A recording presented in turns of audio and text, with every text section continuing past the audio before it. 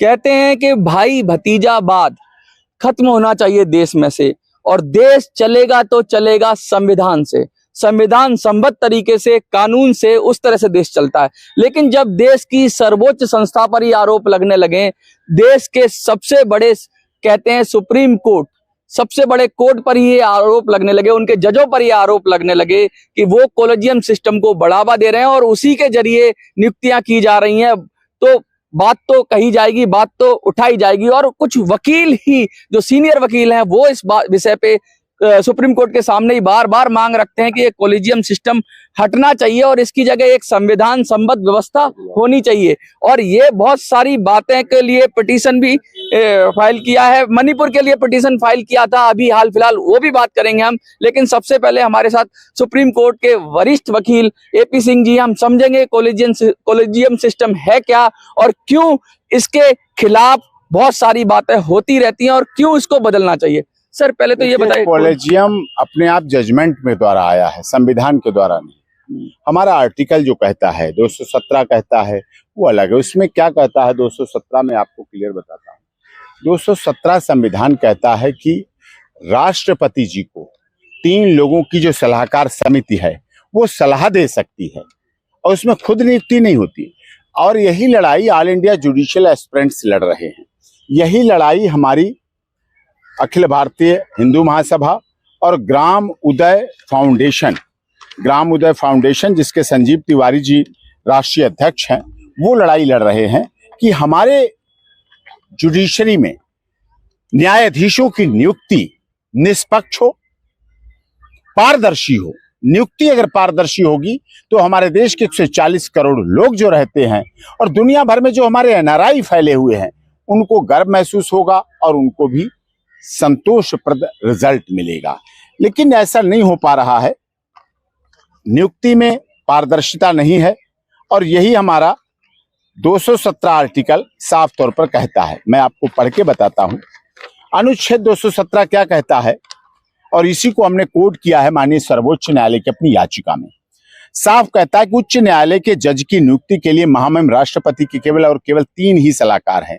ये तीनों महामहिम राष्ट्रपति को स्वतंत्र रूप से अपनी अलग अलग सलाह देंगे। इन सलाहकारों में सर्वोच्च न्यायालय के मुख्य न्यायाधीश को सलाह देने का अधिकार मिला हुआ है। सर्वोच्च न्यायालय के अन्य जज या कॉलेजियम इस मामले में महामहिम राष्ट्रपति को सलाह दे ही नहीं सकते। वहीं राज्य का राज्यपाल और मुख्य न्यायाधीश अपनी स्वतंत्र राय केवल और केवल महामहिम राष्ट्रपति को भेजेंगे, ना कि सर्वोच्च न्यायालय के कॉलेजियम को। और इसी के साथ यदि राज्य के मुख्य न्यायाधीश की नियुक्ति होनी है तो राज्य का सेवारत मुख्य न्यायाधीश इस मामले में महामहिम राष्ट्रपति को कोई सलाह दे ही नहीं सकता। ये तो साफ साफ लिखा हुआ है, आर्टिकल कहता है। तो हमारा भारत का संविधान चलेगा या लोगों की अपनी ओपिनियन या जजमेंट चलेंगे? संविधान चलना चाहिए जिससे हमारे देश की न्यायिक व्यवस्था निष्पक्ष हो सके और स्वच्छ हो सके। क्या लगता है इंटरप्रिटेशन गलत कर दिया है इस चीज का, जो आप पढ़ के बताया, उसका फिर से इंटरप्रिटेशन की जरूरत है? फिर से इंटरप्रिटेशन होना चाहिए, क्यों नहीं होना चाहिए। एक तरफ ऑल इंडिया जुडिशियल एस्पिरेंट्स के छात्र जो इंटरव्यू दे, जो गोल्ड मेडलिस्ट हैं, लॉ के गोल्ड मेडलिस्ट हैं, टॉपर हैं, यूनिवर्सिटी में टॉप किया है, लेकिन जब उनका जुडिशरी में इंटरव्यू होता है तो केवल उन्हें 5 और 6 नंबर दिए जाते हैं और अपने लोगों को अलग तरह से नंबर। क्या लगता है भाई भतीजावाद चल रहा है यहाँ भी? जो भी चल रहा है वो दिख रहा है। बहुत ही गंभीर आरोप है। बिल्कुल दिख रहा है, क्योंकि ऐसी बातें हैं, उनके इंटरव्यू, उनकी चीजें, वो चीजें सामने आनी चाहिए, वो सब निष्पक्ष होना चाहिए। मेरा कहने का मतलब है सभी का खून शामिल यहाँ की मिट्टी में, किसी के पाप का हिंदुस्तान न था, न है, न होगा। इतनी बिंदास आवाज के साथ सर आप बात करते हो, आप कहते हो बहुत सारे लोग आपके खिलाफ भी खड़े हो जाएंगे और आपका विरोध भी। मेरे साथ कौन? 140 करोड़ लोग साथ में, कहाँ खिलाफ कोई हो सकता है? लेकिन जो पद पर बैठे हुए हैं सीधा सीधा उन पर सरकार भी लगातार ये खींचातान। सरकार काम कर रही है, सरकार चाह रही है। ये बात ऑनरेबल लॉ मिनिस्टर किरण रिजिजू साहब ने कही थी, तो उनको तो हटा दिया गया। हटा नहीं दिया गया, बदला गया, काम उन्हें दूसरा सौंपा गया है। ये डिप्लोमेटिकली करेक्ट आंसर है। डिप्लोमेटिक करेक्ट आंसर नहीं है। फिर वो है सत्ता में है, सरकार में है। और जो अर्जुन राम मेघवाल साहब भी हैं, कानून मंत्री हैं, पढ़े लिखे हैं, वो भी काम करेंगे, वो भी बात करेंगे। क्या लगता है सर, बहुत शक्तिशाली जो पावर है, जो कॉलेजियम सिस्टम से लोग जुड़े, उनकी बहुत ज्यादा पावर है, इसलिए कानून मंत्री भी बदला जा सकता है? क्या लगता है आप? नहीं, बदला कानून मंत्री, सरकार अपना काम कर रही है। सरकार को लोगों के लिए काम करना पड़ता है और माननीय सर्वोच्च न्यायालय को भी अपने देश के लोगों की गरिमा, उनका विश्वास, उनका सहयोग लेकर चलना चाहिए। जब कहते हैं कि कोई आदमी कहीं परेशान होता है तो कहता है I will see in you court, मैं तुम्हें कोर्ट में देखूंगा। तो अब कोर्ट में देखेंगे, अगर कोर्ट का ये हाल होगा तो सर कहाँ देखेगा वो? कोर्ट में हम बदलेंगे, हम संभालेंगे, हम सुधारेंगे और we are also officer of the court. हमारी भी जिम्मेदारी है कोर्ट को चलाने की, समझाने की, समझने की। तिवारी जी, लगातार आप इस बात को उठा रहे हैं और आप ये बात कह रहे हैं, सुप्रीम कोर्ट के सामने हम लोग खड़े हुए हैं और देखिए ये भी एक डेमोक्रेसी का वो है कि हम लोग सुप्रीम कोर्ट के सामने खड़े होकर उसके बारे में बात कर सकते हैं कि कॉलेजियम सिस्टम के खिलाफ बात कर सकते हैं। क्या लग रहा है आपको, कुछ होगा, कुछ बदलेगा या फिर ढर्रे पे वही चलता रहेगा? आपने जो सबसे पहली बात कही कि ये पूरा एक डेमोक्रेटिक सिस्टम है, जिस डेमोक्रेटिक सिस्टम में हम बात कर रहे हैं, हम और कुछ नहीं, हम जुडिशरी के डेमोक्रेटाइजेशन की ही बात कर रहे हैं। जिस सरकार को बार बार गाली दिया जाता है, एक एजेंडा चला कि नेता चोर है, नेता चोर है, नेता चोर है, लेकिन नेता अकाउंटेबल चोर है। आप इस बात को हटा सकते हैं 5 साल में। हाँ, 5 साल में वो अपनी चोरी के प्रति भी अकाउंटेबल है, लेकिन दे आर नॉट अकाउंटेबल। हम बस इतना ही कहना चाह रहे हैं। जो सुप्रीम कोर्ट के मैं आता हूँ उस विषय पे। जो संविधान का अनुच्छेद 124(2) है, वो साफ साफ कहता है कि राष्ट्रपति, हाई कोर्ट के जजेस, सुप्रीम कोर्ट के जजेस की एक कमेटी बनाएंगी। वो कमेटी सीजेआई के नाम का सजेशन देगी। उस सजेशन को मानना न मानना राष्ट्रपति के ऊपर है। ये सिर्फ सलाह है। हाँ, ये सिर्फ सलाह है। उसके बाद राष्ट्रपति जिसको चाहे उसको सीजीआई बना दे। हमने इसी संबंध में 124(2) को ग्राउंड बनाकर हमने राष्ट्रपति सचिवालय में एक आरटीआई लगाई कि राष्ट्रपति महोदया ने हाई कोर्ट के किन किन जजों का चयन किया, सुप्रीम कोर्ट के किन किन जजों का चयन किया परामर्श लेने हेतु, और उन लोगों ने किन किन नामों का सुझाव दिया। वहां से एक ही जवाब आया, नो रिकॉर्ड्स अवेलेबल। इसका मतलब 124(2) के ग्राउंड पे कोई कमेटी बनी ही नहीं है। आप सीधा सीधा कह रहे हो कि जजों की नियुक्ति में कोई भी संविधान का पालन नहीं हुआ, कानून का पालन नहीं हुआ। फिर दूसरा तो कौन कर रहा है नियुक्ति इनकी? कुछ लोग। ये तो अब ये तो सोचने का विषय, कौन कर रहा है? क्या इसमें कोई विदेशी संस्थाएं इन्वॉल्व है? इसमें अगर जवाब नहीं दिया है तो आप ये भी नहीं कह सकते कि ये तो छुपा हुआ बात है ना। ये मैं नहीं कह रहा हूँ। सुप्रीम कोर्ट के पूर्व मुख्य न्यायाधीश श्री रंजन गोगोई जी स्वयं कह चुके हैं कि सुप्रीम कोर्ट को आधा दर्जन देशद्रोही वकीलों ने कब्जा किया हुआ है। ये मैं तो नहीं कह रहा हूँ। आधा दर्जन देशद्रोही वकीलों का सुप्रीम कोर्ट के ऊपर कब्जा, ये रंजन गोगोई कह रहे हैं। आपके पूर्व केंद्रीय मंत्री श्री किरण रिजिजू जी, जो कानून मंत्री थे, वो तो बार बार कॉलेजियम के विरुद्ध बोल चुके हैं। मैं तो नहीं बोल रहा हूँ। लेकिन उनको तो हटा दिया गया। वो एक अलग पॉलिटिकल विषय है, मैं उसमें नहीं जाना चाहूंगा। लेकिन सबसे बड़ी बात, एक ऑथेंटिक पोस्ट पे बैठा हुआ कुछ भी फायदा नहीं है कॉलेजियम का बात। कॉलेजियम सरकार ज्यादा इंटरफेयर करेगी तो लोग कहेंगे यहाँ पे सरकार के इंटरफेरेंस की बात ही नहीं है। अच्छा, यहाँ पे कानून के पालन की बात है। अच्छा, हम सरकार के इंटरफेरेंस की बात नहीं चाहते कि सरकार हम उसमें हम ऐसा कुछ नहीं। ऐसा तो नहीं है इस खींचतान में सरकार के पास चला गया तो सरकार अपनी तरह से करेगी। सरकार के पास चला जाएगा तो वो चीज जनता के हाथों में जाएगी, क्योंकि सरकार जनता के हाथों में है। सरकार को जनता चुनती है। ओके। संसद सर्वोपरि है। इस देश की जनता सर्वोपरि है। सरकार को जनता ने चुन के बिठाया है। और यही आपका अनुच्छेद 124(2) भी कह रहा है कि राष्ट्रपति नियुक्त करेगा। इसका मतलब 124(2) ये कहना चाह रहा है कि इस देश की जनता नियुक्त करेगी। राष्ट्रपति प्रधानमंत्री को नियुक्त कर सकता है तो राष्ट्रपति सीजीआई को क्यों नहीं?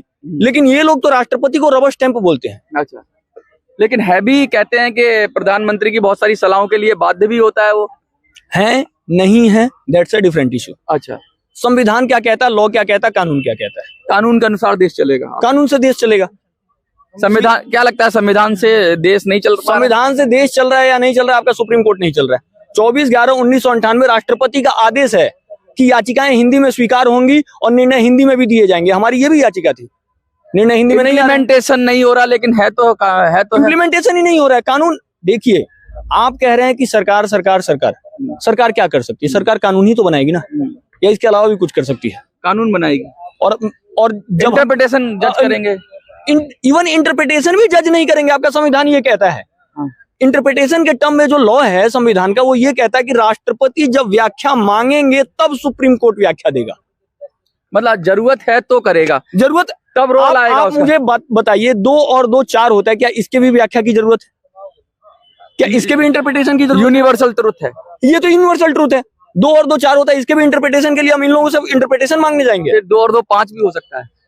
ये वही तो मैं कह रहा हूँ कि कौन कह रहा है 2 और 2 5 क्वांटम उसमें हम नहीं जाएंगे। हाँ, संविधान बहुत ही सरल है, संविधान हिंदी में लिखा हुआ है, इस देश की जनता संविधान को पढ़ बहुत सकती है। सरल है। इतना क्लिष्ट नहीं है संविधान कि किसी सुप्रीम कोर्ट के जज को इंटरप्रेट करना पड़े। और अगर सुप्रीम कोर्ट का कोई जज ये कह रहा है कि हम इंटरप्रिटेशन देंगे, तो इसका मतलब वो सामने वाले को बेवकूफ समझ रहा है। ये आप ये कहना चाहते हो, ना खाता ना वही, जो सुप्रीम कोर्ट के जज बोले वही सही, वही से ये कहना चाह रहे हो? एग्जैक्टली। बहुत गंभीर आरोप लगा रहे हो। नहीं, गंभीर आरोप क्या, सारे आरोप तथ्यात्मक हैं। जो इंदिरा जयसिंह की संस्था है लॉयर्स कलेक्टिव, फोर्ड फाउंडेशन ने स्वयं बोला है कि हमने इंदिरा जयसिंह की संस्था लॉयर्स कलेक्टिव को जुडिशियल एम्पावरमेंट के नाम पे फंडिंग की है। इसके लिए कोई आप पिटीशन दायर कर, इसमें आरटीआई हमने गृह मंत्रालय में लगाई थी, गृह मंत्रालय ने जवाब नहीं दिया। सुप्रीम कोर्ट में कोई पिटीशन लगाएंगे? सुप्रीम कोर्ट में अभी हम पिटीशन लगाएंगे, दिल्ली हाईकोर्ट में हमारी पिटीशन लगी थी, जिसमें मणिपुर के लिए जो पिटीशन लगाई थी आपने, मणिपुर के प्रोस्पेक्ट में जब हमने इंटरवेंशन पिटीशन लगाई, हाँ। 2 महीने हो चुके हैं, सुनवाई नहीं होती है।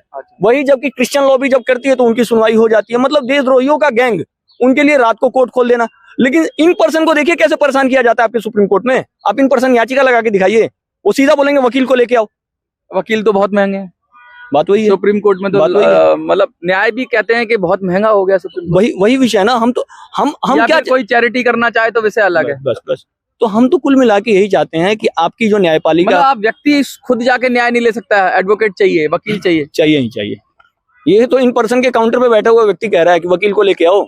परसों की ये क्या वर्बल कम्युनिकेशन है कि ये रिटन वाली बात है? ये सब अब रिटर्न में कौन यहाँ देगा? यहाँ रिटर्न में देने से भी तो मना कर दिया जाता है।